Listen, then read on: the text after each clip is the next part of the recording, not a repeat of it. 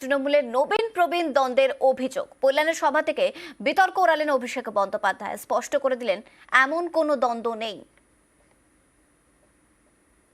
অনেকে বলছে নতুন আর পুরনো তৃণমূলের মধ্যে দ্বন্দ্ব। আমি আপনাদের বলছি তৃণমূল মমতা বন্দ্যোপাধ্যায়ের নেতৃত্বে ঐক্যবদ্ধ। হ্যাঁ, আমি বলেছি যে বয়স হলে কর্মক্ষমতা কমে। আমি 2 মাস 2.5 মাস রাস্তায় ছিলাম, নবজোয়ার করেছি। আমার বয়স ছিল 36। আমি পারবো রাস্তায় থাকতে 2.5 মাস? আমার 70 বছর বয়স, পারবো না। এটা সত্যি কথা, এটা আপনাকে মানতে হবে। আরে এটা তো ধ্রুব সত্য, এটা অস্বীকার করার কি আছে?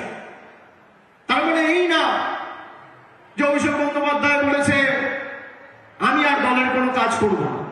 মমতা বন্দ্যোপাধ্যায় নিজে দল চালাচ্ছে, তার কর্মী সহকর্মী পুরানোদের সাথীরা তার পাশে রয়েছে, নতুন যারা এসছে তারাও পাশে রয়েছে। এতে অন্তর্দ্বন্দ্ব, এতে দ্বিমত, গৃহদাহ, এসবের জায়গা থেকে আসছে। এই কথাটায় এত বাজার গরম করার মতো কি আছে? আর 24-এ মমতা বন্দ্যোপাধ্যায়ের নেতৃত্বে এই ভোটের কাজ প্রার্থী হলে ডায়মন্ড হারবার অগ্রাধিকার। দলের নির্দেশ মেনে চলার বার্তা কল্যাণের সভা থেকে বললেন অভিষেক।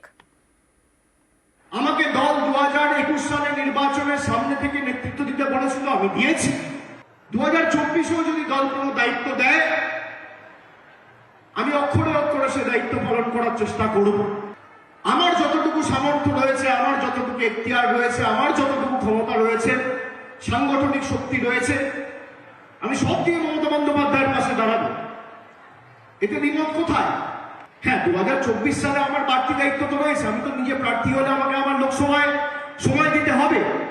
ডায়মন্ড হারবারের নাগরিকরা যদি না চাইতো আর আমি যদি না জিততাম, আমার কি পরিচিতি? আমার কোনো মূল্য নেই, যত বড়ই নেতা হোক। আমাকে যখন যে দায়িত্বে দল ব্যবহার করতে চাইবে, আমি দলের অনুগত সৈনিক হিসেবে আমার যতদিন প্রাণ আছে, গলা কেটে দিলেও আমি তৃণমূল কংগ্রেসের সাথে আছি।